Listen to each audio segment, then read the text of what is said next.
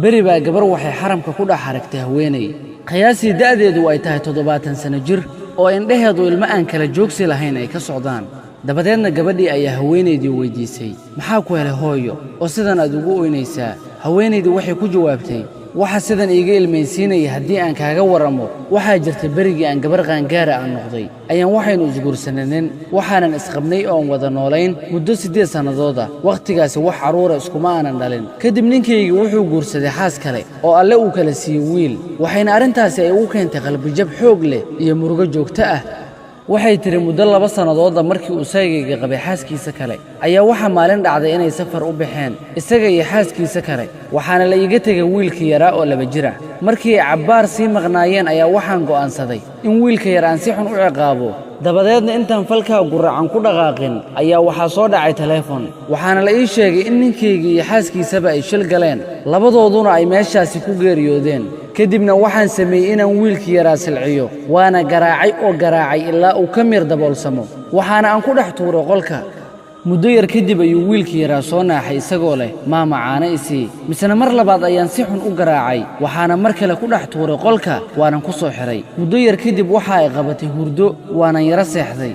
waxay tiri dabadeedna waxaan arkay riyo aad u xun anigoo si daran la ii cadaabayo, gacmahayga budad ama garuun naar ka samaysan lagu garaacayo.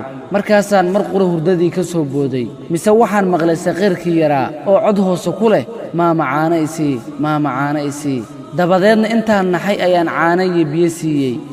markii sannado badan ay ka soo wareegeen, wiilkii waa uu weynaaday, wuxuuna weligii ii haystay inaan hooyadii ahay.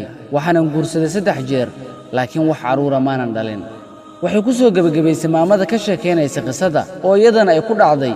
haatan anigu 68 jir ayaan ahay, isaguna waa 32 jir, waana ninka xajka i keenay, wuxuuna mar kasta igu yidhaahdaa maama ama hooyo.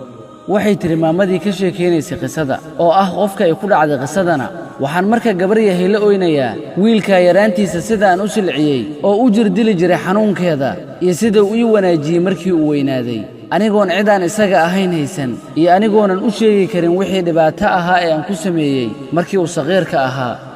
dulucda qisadu waxa weeyaan in aadamaha aanan loo ciqaabin dembi ama khilaaf idinka dhexeeya qof kale isagoonan qofkani waxba galabsan, si gaar ahna haddii aad ilmo dhashay iyo haddii aad waalid kale u tahayba, in carruurta saqiirada ah aan la dilin ama aan waxyeelo loo geysan ee loo naxariisto. sida ayaan idinkula dardaarmayaa dhammaan waalidiinta. wassalaamu calaykum waraxmatullaahi wabarakaatuh.